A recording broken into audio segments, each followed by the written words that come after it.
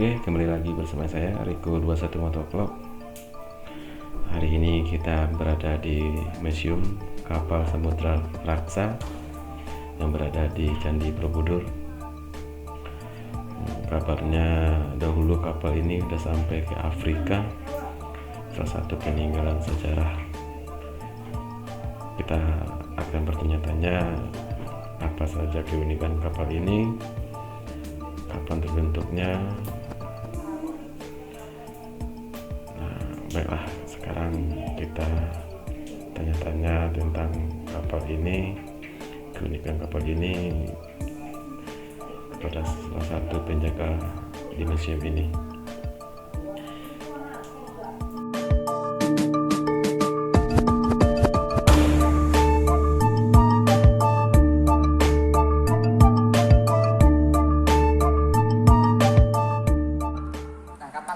Ada kapal Samudra Raksa, dan kapal ini memiliki panjang 18 meter, lebar 4,5 meter, dan tinggi badan kapal 2,5 meter. Dan untuk tinggi tiangnya ini, yang kanan dan kiri ini, aslinya 2 kali lipat dari ini. Nah, karena kan ingin masuk ke dalam ruangan, tiangnya ketinggian, jadi dipotong setengah. Dan untuk pembuat kapal ini bernama Bapak Asad Abdullah. Nah, beliau ini adalah perajin kapal tradisional dari daerah Madura. Dan untuk kapten dari kapal ini dari Angkatan Laut Indonesia, yaitu Bapak I Gusti Putu Ngurah Sedana. Dan kayu yang digunakan ini adalah kayu dari Kalimantan, seperti ulin, jajambu, kalimpapa, dan bentagon. Dan di puncak menara sebelah sana itu ada sabuk hitam. Nah, itu ada sapu ijuk. Di dalam sapu ijuk ini ditanami paku emas. Nah, kata nenek moyang zaman dahulu, ini berguna sebagai penangkal petir ketika berlayar di lautan. Nah, iya, ada penangkal petirnya, orang zaman dahulu gunakan. Nah, apakah ada pertanyaan? Silakan. Jadi kapal ini dibentuknya tahun berapa, Pak? Dibuatnya tahun 2003 juga, tepatnya di bulan Januari. Selesai di bulan Mei, jadi pembuatan memakan waktu sekitar 5 bulan. Dan untuk kapasitas dari kapal ini memuat 16 kru. Namun, kru yang pernah menaiki kapal ini jumlah keseluruhannya adalah 27. Nah, dikarenakan ada kru yang sakit dan juga kelelahan, jadi diganti dengan kru yang baru yang lebih sehat. Kapal yang jalan ke Afrika kapal ini, Bang? Iya, kapal ini. Namun, setelah sampai di Afrika, kapal ini tidak kembali secara utuh, melainkan kasus dibongkar dan dimasukkan ke peti kemas dan dikirim lagi ke Indonesia. Dan sampai di kawasan Belayar dari Afrika ke sini tidak, hanya sekali perjalanan dari Jakarta sampai ke Afrikanya. Nah, sampai di Museum Kapal Samudra Raksa ini di tahun 2005 dan dirakit kembali di sini. Nah, di sini ada pemutaran sinema. Apakah ingin diputarkan sekarang? Untuk sinemanya, film. Ya. Ya boleh. Iya, misalkan di sebelah sini kita putarkan Ayo, sekarang. Guys, halo guys.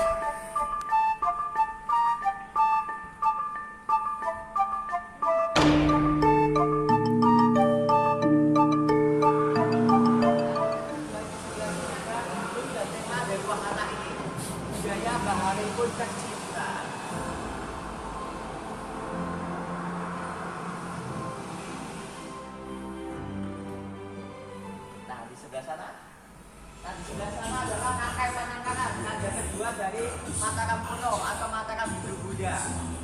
Dan di sebelah sini adalah Candi Borobudur, dibangun di abad ke-8 oleh Kakai Pananggalan, yaitu putranya Kakai Panangkaran.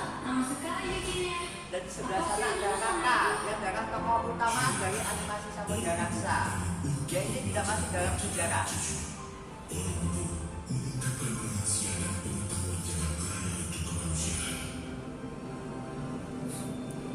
Jika dilihat dari atas, Candi Borobudur ini seperti bunga teratai, melambangkan keseimbangan daratan dan samudera, keseimbangan jasmani dan rohani tubuh manusia. Apa maksudnya? Ini, pakailah, kau akan belajar dan paham. Dan di sebelah sini kita bisa berinteraksi dengan sinemanya. Baik, silakan bisa berdiri, kita coba. Nah, dalam mengatakan sepertinya akan lalu balik. Baik, silakan nggak bisa dicoba. Kamu sedang ada di suatu pelabuhan.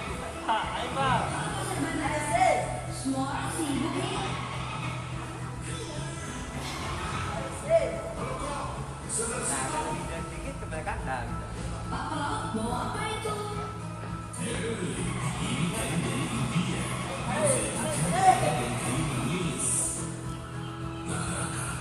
Agak lebih sedikit kak.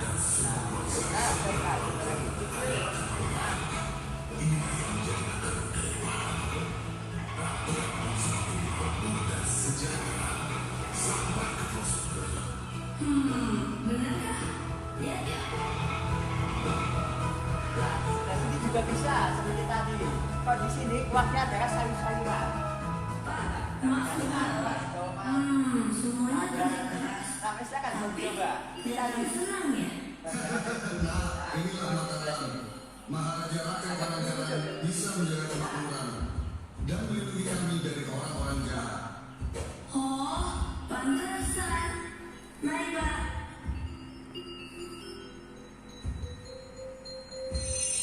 Nah, mari silakan di sebelah sana. Nah, di sebelah sana adalah Gunadarma. Beliau ini adalah arsitekturnya Candi Borobudur.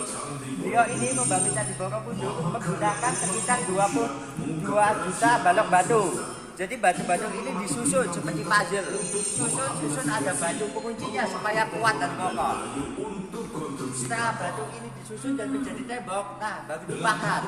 Jadi pemahatan ini bukan satu demi satu batu, bukan, tapi melainkan jika sudah menjadi temboknya dan pahatnya. Oh, pantas kapal itu disebut puncaknya teknologi. Masa depan gimana ya? Kalung Mandalamu itu menyimpan banyak rahasia. Nah, di sini kita bisa berinteraksi lagi. Silakan bisa berdiri. Kita kasih sini. Dan tangan-tangan ini.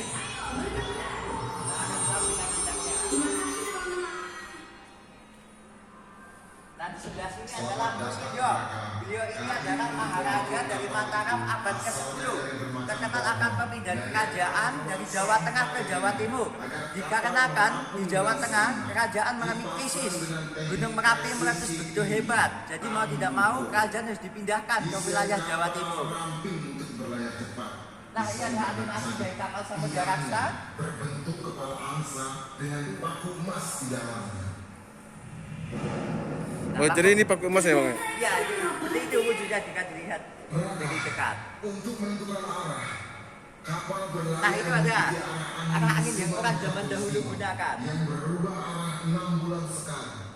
Dibantu alat-alat navigasi ini, para pelaut kita telah berlayar sampai Jakarta jauh sampai Afrikanya. ke Afrika di barat dan Pulau Paskah di timur. Kapalnya sih canggih, tapi apa benar bisa sampai ke Afrika? Nah, silakan di sebelah sini. Sekarang kakak akan bertualang ke dunia melihat penyebaran rempah-rempah Nusantara. Pertama dia akan ke Afrika, tempatnya di Maroko. Ya Raka, kami dari Maroko sering berhubungan dengan orang-orang Nusantara. Nenek moyang itu hebat-hebat. Wow, pernah ke Nusantara? Kemana saja, Om? Kami baru saja berlayar dari Samudra Pasai, membawa rempah-rempah untuk kami jual di sini.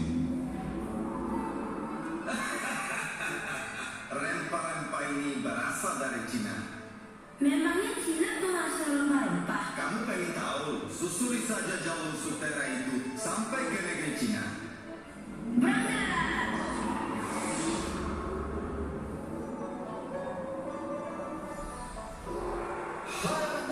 Ada Laksamana Cenggo. Beliau ini pernah ke Nusantara, tepatnya di pelabuhan yang ada di Semarang. Nah, di sana kan ada kelentengnya yang bernama Kelenteng Laksamana Cenggo. Itu untuk dikasih nama beliau pernah ke Nusantara untuk berdagang dan juga menyebarkan agama Muslim. Indonesia hingga Cina, semua asalnya dari Nusantara. Nah, sekarang kita akan kembali ke Nusantara dan bertemu Patih Gajah Mada. Beliau ini adalah Mahapatih dari Kerajaan Majapahit, terkenal akan Sumpah Palapa yang hidup legendaris. Beliau tidak akan menikmati rempah-rempah Nusantara sebelum satu menyatukannya dalam satu kerajaan. Nusantara ada di tengah jalur India dan Cina. Banyak kapal Iya, Cik, saya melalui Selat Nah, di sini kita bisa berinteraksi lagi. Mari silakan, depan kakak. Ini deh. Nah, seperti ini. Tidak, kita Kenapa aku buta amat Musa? 2, 3. Dua. Yuk, kita masukkan ke dalam galon. Ayo, cepat deh. Ayo, ayo. Terima kasih.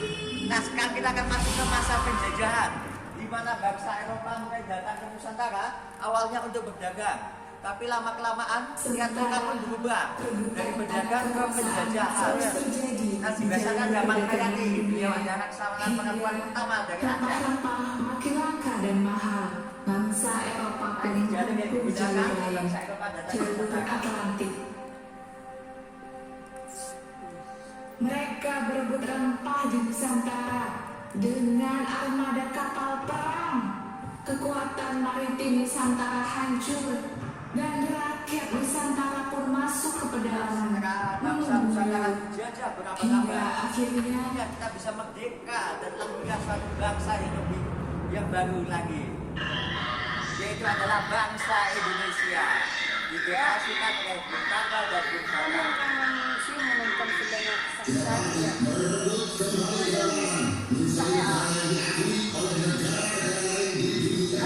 Kita akhirnya merebut kemerdekaan. Dan di sebelah sini ada Tapi Presiden gimana Indonesia mau saat ini, merebut Bapak kita? Insinyur Joko Widodo. Beliau adalah Kepala dari Poros Maritim. Pak, tolong bangkitkan semangat maritim dengan bandara ini. Terima kasih Raka. Sebagai negara kepulauan dengan 17.000 pulau, bangsa Indonesia harus menyadari dan melihat dirinya sebagai bangsa yang identitasnya, kemakmurannya dan masa depannya sangat ditentukan oleh bagaimana kita mengelola samudra. Dan di sebelah sini ada suku laut dan lagu dari Poros Maritim. Nah, di sini kita bisa berkreasi lagi. Kita bisa melakukan pengembangannya. Bisa nggak kita coba?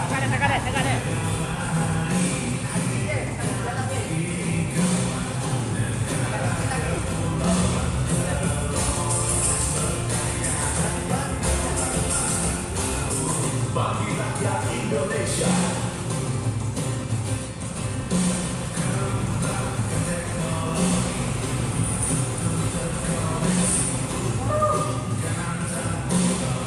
Guys. Kita